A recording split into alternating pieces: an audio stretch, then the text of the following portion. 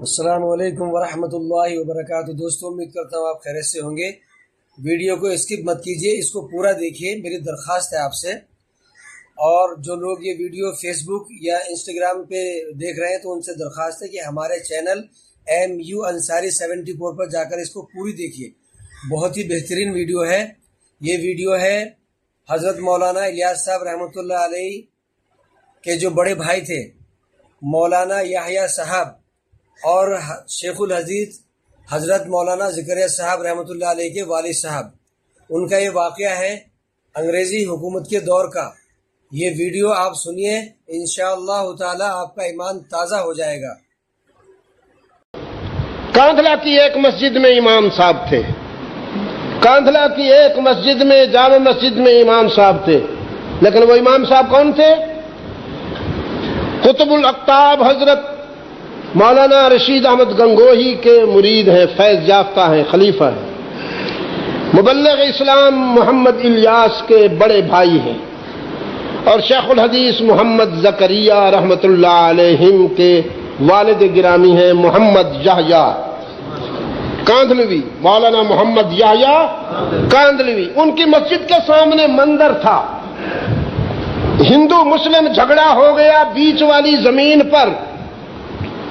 غیر مسلموں نے کہا یہ مندر کی ہے، مسلمانوں نے کہا یہ مسجد کی ہے۔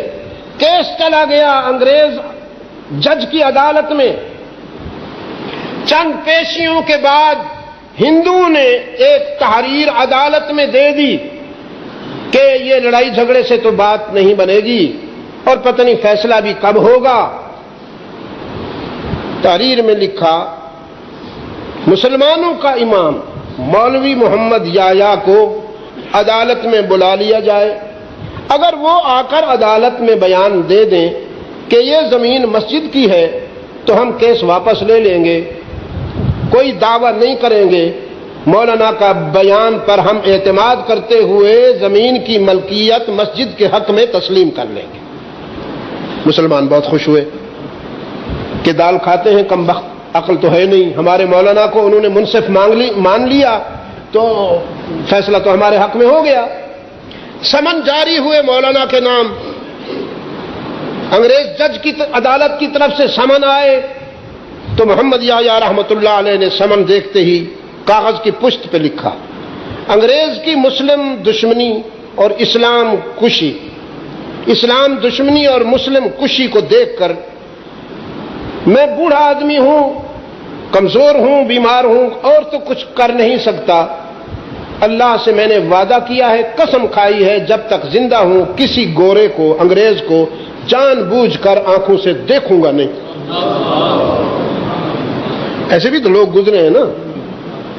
آپ کو تو 4 پیسے ملے تو پہلا کام یہی کرتے ہیں کہ جین خریدیں گے، نئی نہیں تو لنڈے سے جو انہوں نے تھوک کے پھینکی ہے، میرا نوجوان اٹھا کے اپنے ڈھانچے پہ چپکاتا ہے اور پھر اکڑ کے چلتا ہے جیسے ہفت اقلیم کا بادشاہ جا رہا۔ اس کے احساس کمتری کا یہ عالم ہے۔ جس کا بس چلے تو اپنے ڈھانچے سے یہ کالا چمڑا اتار کر گورا چمڑا چڑھا لے۔ خدا کی قسم 100 سے زیادہ ممالک میں گیا بیٹھا ہوں۔ 9 مرتبہ امریکہ گیا ہوں، 18 مرتبہ یورپ میں گیا ہوں، 13 وزٹ میں نے کینیڈا کے کیے ہیں، 33 وزٹ میں نے برطانیہ کے کیے ہیں۔ پورا یورپ، امریکی ریاستیں گھوما ہوں، دیکھا ہے میں نے۔ اللہ کے گھر میں بیٹھا ہوں، کسی پاگل انگریز کے جسم پر میں نے آپ کا لباس نہیں دیکھا۔ اور سکھ کو میں نے جہاں بھی دیکھا، کم بخت کو اتنی موٹی پگڑی سر پہ، ٹانگوں پر تو پتلون ہوگی، ادھر بھی کوٹ ہوگا، لیکن سر پہ پگڑ ضرور ہوگا۔ وہ ان کا کرپان ہوتا ہے۔ ایئر لائن والوں نے کہا کہ یہ الاؤڈ نہیں ہے، ہم تو چاقو نہیں رکھنے دیتے، اتنا بڑا کرپان ہے۔ تو پوری سکھ برادری نے فیصلہ کیا کہ ہم اس ایئر لائن پر سفر نہیں کریں گے جس پر ہمیں کرپان لے جانے کی اجازت نہیں ہوگی۔ تو سب نے مان لیا، پین ایم نے بھی، امریکن ایئر لائن نے بھی، برٹش ایئر لائن نے بھی، فرانس ایئر لائن نے بھی، سب نے مان لیا کہ کرپان لاؤ، بس تمہیں ہم ایکسپٹ کرتے ہیں۔ مسلمان کو کیا ہو گیا؟ میری سمجھ میں نہیں آ رہا، پتہ نہیں کیا ہو گیا اس بیچارے کو۔ حضرت نے لکھ دیا میں قسم نہیں توڑ سکتا، اس لیے آپ کی عدالت میں نہیں آ سکتا۔ جج نے سمن دوبارہ بھیجے، مولانا فتنہ اور فساد آپ کے دین میں بھی پسندیدہ بات نہیں ہے، آپ کے دین میں بھی یہ بات بڑی اچھی ہے کہ اگر دو آدمی لڑ رہے ہوں تو ان میں سلو کرا دو۔ آپ میری عدالت میں آئیے، رہی آپ کی قسم، آپ اپنی قسم نہ توڑیں، میری عدالت میں آ کر آپ اپنا چہرہ دروازے کی طرف کر دیں، پشت میری طرف کر دیں، میں اس کو توہین عدالت نہیں کہوں گا، لیکن آئیں بیان تو دیں۔ اس شرط پر مولانا تشریف لے گئے عدالت میں۔ وہ منظر قابل دید تھا جب محمد یحییٰ چہرہ دروازے کی طرف اور پشت جج کی طرف کر کے کھڑے ہیں، اور جج نے پوچھا مولوی صاحب محمد یحییٰ آپ ہیں؟ فرمایا میں ہوں۔ اللہ کو حاضر ناظر جان کر بتاؤ یہ زمین مسلمانوں کی ہے یا غیر مسلموں کی ہے، مندر کی ہے یا مسجد کی ہے؟ مولانا نے فرمایا یہ تو مجھے معلوم نہیں ہے کہ یہ ہندو کی ہے یا مسلمانوں کی ہے، لیکن یہ میں جانتا ہوں کہ یہ زمین مسجد کی نہیں ہے۔ اب یہ نہیں ہے نے تو مسلمانوں کا دل توڑ دیا اور بیچارے ڈوب گئے، مار ڈالا مولوی صاحب نے۔ انا للہ و انا الیہ راجعون۔ ایسا لگتا ہے کہ رات کو بنیے نے آ کر مولوی صاحب کی جیب گرم کر دی ہے۔ تو مسلمانوں کی بے قراری دیکھ کر جج نے دوبارہ پوچھا مولانا سوچ کر بولو، آپ کے لوگ پریشان ہو رہے ہیں۔ فرمایا سوچ کی تو بول رہا ہوں، ہندو کی ہے یا مسلمانوں کی مجھے نہیں معلوم، لیکن جانتا ہوں یہ مسجد کی نہیں ہے، اور کہہ کر چلے گئے۔ ہندو خوش ہو گئے کہ ہم کیس جیت گئے، مسلمان بجھ گئے کہ ہم کیس ہار گئے۔ انگریز جج نے بھی لکھا آج فلاں تاریخ کو میری عدالت میں محمد یحییٰ کا بیان ہوا، اور میں اس بیان کی روشنی میں زمین کی ملکیت مسجد کے حق میں تسلیم کرتا ہوں، لیکن ساتھ میں اس نے پرسنل امپریشن بھی لکھا کہ میرا ذاتی تاثر یہ ہے کہ آج میری عدالت میں مسلمان کیس ہار گئے ہیں، اسلام کیس جیت گئے ہیں۔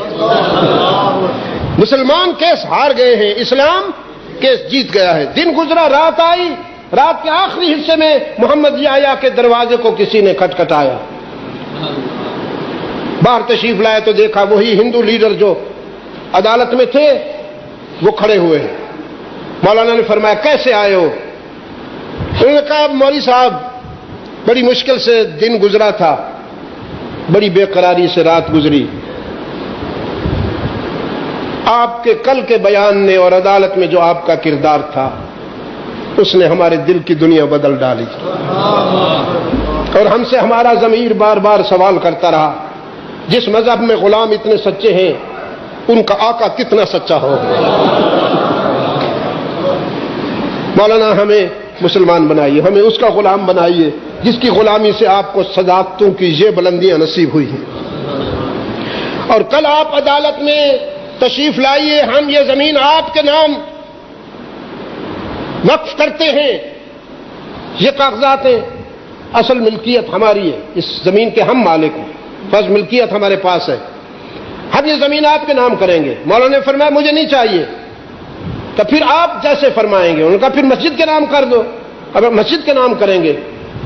اگلی صبح مولانا پھر عدالت میں آئے، ان لوگوں نے بیان دیا، کاغذات سامنے رکھے عدالت کے، ہم مالک ہیں، لیکن ہم چونکہ مسلمان ہو گئے ہیں اس لیے یہ زمین بھی مسجد کے نام وقف کر دی جائے۔ جج نے وہ زمین مسجد کے نام لکھ لی۔ محمد یحییٰ نے اپنے جذباتی اور نادان دوستوں کی طرف دیکھ کے فرمایا کل تو تم بڑے ناراض ہوئے تھے، لیکن تمہیں یہ خیال نہیں آیا کہ ایک طرف زمین تھی، ایک طرف میرا دین تھا۔ زمین اپنی طرف بلا رہی تھی، دین نے اپنی طرف متوجہ کیا۔ دین کہتا تھا مجھ پہ داغ نہ آنے پائے، زمین کہتی تھی مجھے اپنا لیا جائے۔ جھوٹ بولتا زمین مل جاتی، میرا دین داغدار ہو جاتا، لیکن میں نے زمین جانے دی، دین کو بچا لیا۔ میرے اللہ نے میرے دین کو بھی بچا لیا، مجھے زمین بھی عطا کر دی۔ اور وہ جو کل ہرے رامو ہرے شنکر ہرے راما ہرے شنکر کہتے ہوئے آئے تھے، آج وہ الا اللہ کی ضربیں لگاتے ہوئے جا رہے ہیں۔ یہ تلوار سے نہیں ہوا، کردار سے ہوا۔ تلوار کبھی کبھی ضرورت پڑ جاتی ہے، جیسے آپریشن روم میں ڈاکٹر مجبوراً نشتر سے کام لیتا ہے۔ یہ صرف مسلمان کی بات نہیں کر رہا ہوں، انسانی فطرت کی بات کر رہا ہوں۔ آج جو لوگ مسلمانوں کو طعنہ دیتے ہیں کہ تم ایکسٹریمسٹ ہو، تم دہشت گرد ہو، انہیں حیا کرنی چاہیے۔ تم نے بوسنیا میں کیا کیا؟ تم نے ویتنام میں کیا کیا؟ آج کابل میں اور عراق میں اور بغداد میں تم کیا کر رہے ہو؟ کوفہ میں اور بصرہ میں اور کربلا میں تم کیا کر رہے ہو؟ انسانی لاشوں کی ڈھیر لگایا ہے تم نے۔ تم سے بڑا دہشت گرد کون ہوگا؟ تم سے بڑا ایکسٹریمسٹ کون ہوگا؟ بے شک کبھی کبھی تلوار کی ضرورت پڑتی ہے، اور یہ صرف اسلام کی بات نہیں ہے، انسانی فطرت کی بات ہے۔ لیکن اسلام جس پر ناز کرتا ہے وہ تلوار نہیں، کردار ہے۔ وہ کردار ہے۔ دلوں کو بدلنے کے لیے کردار چاہیے، سر کاٹنے کے لیے تلوار چاہیے۔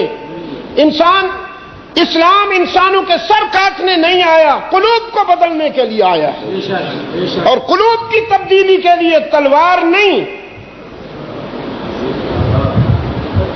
فاران کی بلندی پہ کھڑے ہو کر میرے آقا نے کیا کہا؟ تلوار دکھائی؟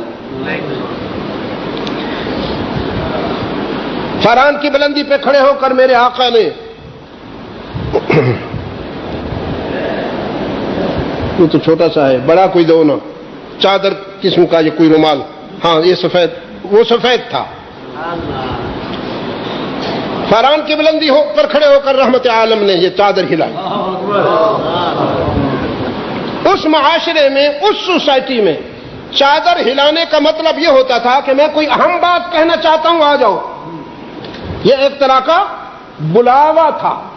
چادر ہلائی تو پورا مکہ جمع ہو گیا، سارے مکہ والے جمع ہو گئے، لیڈر بھی، رعایا بھی، خادم بھی، مخدوم بھی، غریب بھی، امیر بھی، لات و عزا اور منات کے گدی نشین بھی، ان کے مریدین بھی، سب جمع ہو گئے۔ اور رحمت عالم نے فرمایا لبثت فیکم عمرا، لبثت فیکم عمرا، میں نے تم میں 40 سال گزارے ہیں۔ واہ عبداللہ کے یتیم، تیرے قدموں کی خاک پر ساری کائنات کو قربان کر دعوت سے پہلے اپنے کردار کو پیش کرتے ہیں۔ لبثت فیکم عمرا، میں تم میں 40 سال گزار کھڑا ہوا ہوں۔ تم نے میرا بچپن دیکھا، لڑکپن دیکھا، جوانی دیکھی، سب کچھ تمہارے سامنے ہے، میری خلوتیں، میری جلوتیں۔ لبثت فیکم عمرا، تمہارے ضمیر کو جج بناتا ہوں اور پوچھتا ہوں هل وجدتمونی صادقا او کاذبا، بتاؤ تم نے مجھے سچا پایا یا اس کے برعکس؟ سارے معاشرے نے جواب دیا جربناک مرارا، جربناک مرارا، ما رأینا فیک الا صدقا۔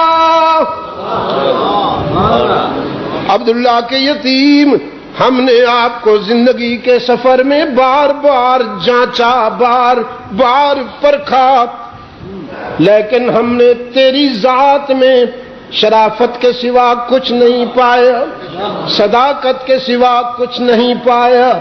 پیدا کرنے والے کی قسم، عرب کی باقرہ بچیوں کی آنکھ میں، باقرہ بچیوں کی آنکھ میں اتنی حیا نہیں ہے محمد جتنی تیری آنکھوں میں حیا ہے۔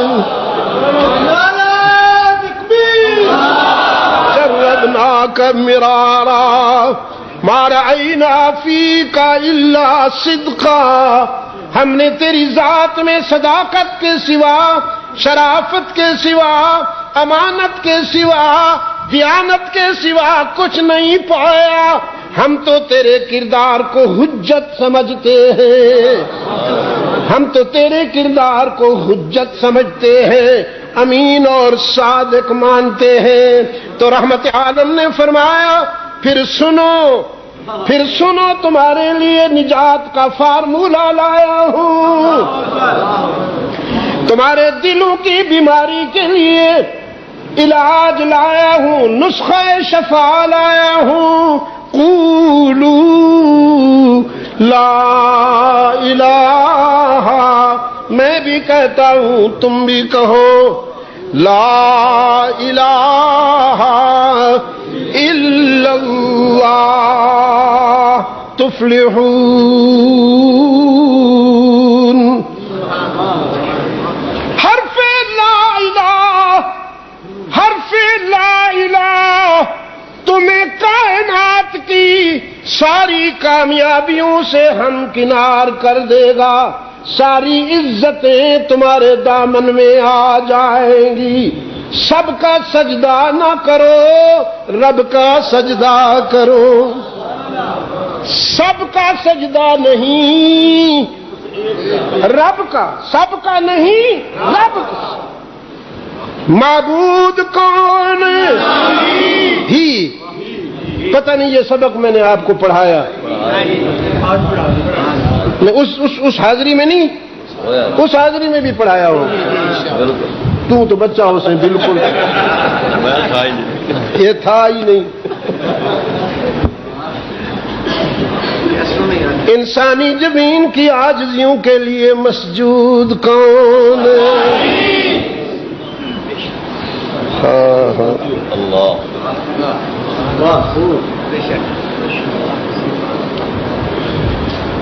اقبال کیا کہتا ہے جی؟ بڑا عجیب آدمی ہے اقبال بھی۔ وہ دن ہے یاد تجھ کو، کیا ہے جی؟ آئے آب جوئے گنگا، وہ دن ہے یاد تجھ کو۔ آگے اترا تیرے کنارے جب کارواں ہمارا، اے آب جوئے گنگا وہ دن ہے یاد تجھ کو، اترا تیرے کنارے جب کارواں ہمارا، سالار کارواں تھا میرے حجاز اپنا، جس نام سے ہے باقی آرام جاں ہمارا، توحید کی امانت، توحید کی امانت سینوں میں ہے ہمارے، آسان نہیں مٹانا نام و نشان ہمارا، لا الہ الا اللہ، لا الہ الا اللہ، لا الہ الا اللہ، لا الہ الا اللہ۔ کیا کہتا ہے لا الہ؟ کیا ڈیمانڈ ہے، کیا تقاضا ہے لا الہ کا؟ سروری زیبا فقط اس ذات بے ہمتا کو ہے، سروری زیبا فقط اس ذات بے ہمتا کو ہے، حکمراں ہے ایک وہی باقی بتان آزری، بندوں سے نہ مانگ اس سے مانگ، بیماریاں دور کرنے والا کون؟ رب العزت کی قسم، میں نے کسی جاندار کو، کسی پرندے کو، کسی چرندے کو، کسی جانور کو مزاروں سے، درختوں سے، حیوانوں سے، پانی سے، آگ سے مانگتا ہوا نہیں دیکھا۔ سب کی بات بنتی ہے سب کی مراد پوری ہوتی ہے، اس کے کرم سے پھر تیری کیوں نہیں ہوتی؟ اس کا مطلب یہ ہے وہ تو کرم کرنے والا ہے، تجھے ابھی تک مانگنا نہیں آیا، تو ادھر بھٹک رہا ہے ادھر بھٹک رہا ہے۔